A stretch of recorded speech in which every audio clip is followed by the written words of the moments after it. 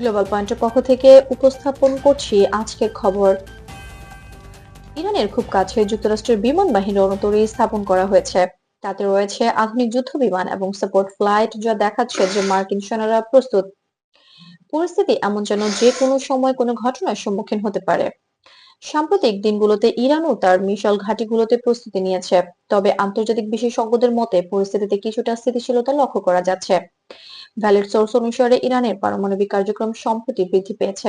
আন্তর্জাতিক পারমাণবিক সংস্থা আইএইএ জানিয়েছে যে ইরান উচ্চমাত্রার ইউরেনিয়াম সমৃদ্ধ করেছে। যদিও এটি তাৎক্ষণিকভাবে কোনো অস্ত্রের নির্দেশ দেয় না, তবে এটি পর্যবেক্ষণের বিষয়।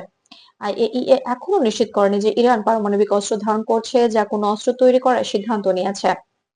মার্কিন ও ইউরোপীয় কর্মকর্তারা স্পষ্টভাবে বলেছেন, উন্নত পারমাণবিক সক্ষমতা এবং বাস্তব অস্ত্রের মধ্যে পার্থক্য রয়েছে।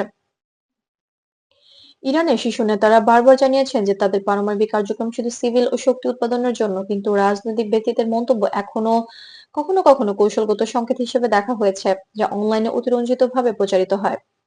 যুক্তরাষ্ট্রের সরকার এখনো বলছে যে ইরানকে পারমাণবিক অস্ত্র বর্জন করতে দেওয়া যাবে না। মার্কিন কর্মকর্তারা বলেন, পর্যবেক্ষণ, কূটনীতি এবং অর্থনৈতিক চাপের মাধ্যমে পরিস্থিতি নিয়ন্ত্রণ করা হচ্ছে। পেন্টাগন এবং স্টেট ডিপার্টমেন্টের বয়ান অনুযায়ী কোনো সামরিক পদক্ষেপ শেষ বিকল্প হিসেবে বিবেচিত হবে, কারণ এটি আঞ্চলিক স্থিতিশীলতার উপর প্রভাব ফেলতে পারে।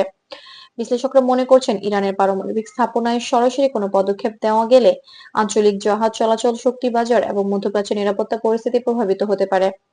এ কারণে যুক্তরাষ্ট্র প্রতিরক্ষা এবং আন্তর্জাতিক সমন্বয়ের মাধ্যমে পরিস্থিতি মোকাবেলা করছে, সরাসরি আক্রমণের চেয়ে।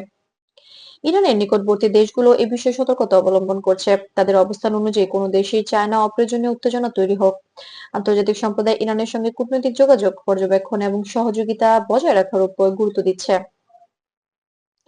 এই পরিস্থিতিতে মার্কিন প্রাক্তন প্রেসিডেন্ট ডোনাল্ড ট্রাম্পের বক্তব্যকে মিডিয়া অতিরঞ্জিতভাবে দেখানো হয়েছিল।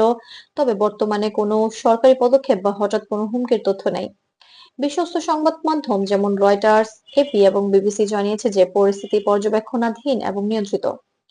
ইরানের পারমাণবিক কার্যক্রম নিয়ে আলোচনা চলছে, তবে এটি সামরিক আক্রমণের প্রমাণ দেয় না। আন্তর্জাতিক কূটনীতি এবং নিয়মিত পরীক্ষা পরিস্থিতি স্থিতিশীল রাখতে সহায়তা করছে।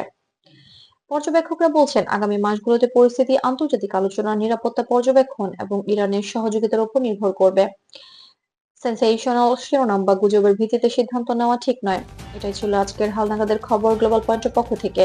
সর্বশেষ ভেরিফাইড আন্তর্জাতিক খবর এবং বিশ্লেষণের জন্য গ্লোবাল পয়েন্টের সঙ্গেই থাকুন এবং চ্যানেলটি সাবস্ক্রাইব করতে ভুলবেন না।